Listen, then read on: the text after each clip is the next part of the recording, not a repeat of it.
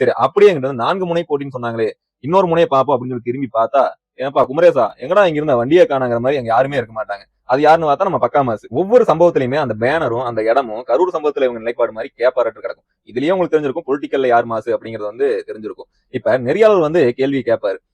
இந்த திராவிட கட்சிகள்கிட்ட நீங்க மக்களுக்காக என்ன செஞ்சிருக்கீங்கன்னு கேட்கும்போது அவங்க 50 ஆண்டு காலமா ஆண்டுட்டாங்க. அவங்க திருநதெல்லாம் போக மீதி சொல்லுவாங்க. அடுத்தது ஆட்சிக்கு வர துடிக்கிற நம்ம பிள்ளைகள் கிட்ட கேட்பாங்க, நீங்க மக்களுக்காக என்ன செஞ்சீங்க? அதே கேள்வி அப்படியே வாய் கூசாம நம்ம கிட்டையும் கேட்பாங்க. நம்ம மக்களுக்காக போராடின நிகழ்வுகள் எல்லாம் சொல்லிட்டே வரும். இப்ப அந்த நெறியாளர்கிட்ட நான் திருப்பி ஒரே ஒரு கேள்வி கேட்கிறேன். இதே கேள்வியை நாளைக்கு தாவேக்கால ஒரு நபர் அந்த இடத்துல நின்னா அவங்க கிட்ட கேட்டா என்ன சொல்லுவாங்க? நாங்க பிகில்ல 300 கோடி வசூலுங்க.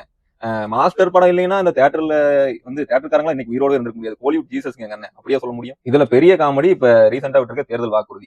திராவிட கட்சியில இருந்து 2 ஸ்பூன், அதிமுக இருந்து 2 ஸ்பூன், அதிமுகவே அங்கிருந்தா கடன் வாங்கியிருக்குன்னு தெரியாம அங்கிருந்து ஒரு 2 ஸ்பூன். இதை மக்கள்கிட்ட கொண்டு போய் சேர்த்தருக்கு அண்ணன் சீமான் பேசுறது ஒரு 2 ஸ்பூன் போட்டு மொத்தமா கலக்கி வாட்ஸ் குக்கிங் ப்ரோ அப்படின்னு சொல்லி கொண்டு முன்னாடி வச்சுட்டா இதை ஒரு மாசம் நினைச்சுக்கிறாங்க.